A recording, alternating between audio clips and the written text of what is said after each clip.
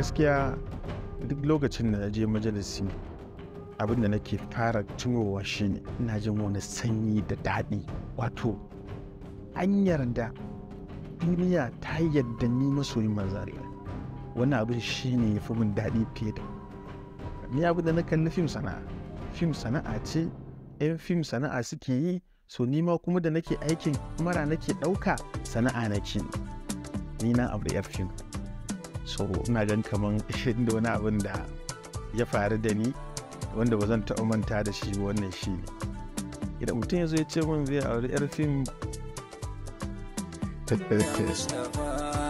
shi fatan alkhairi, kuma shi addu'a ubangiji Allah ba su zaman lafiya, wannan shi ne.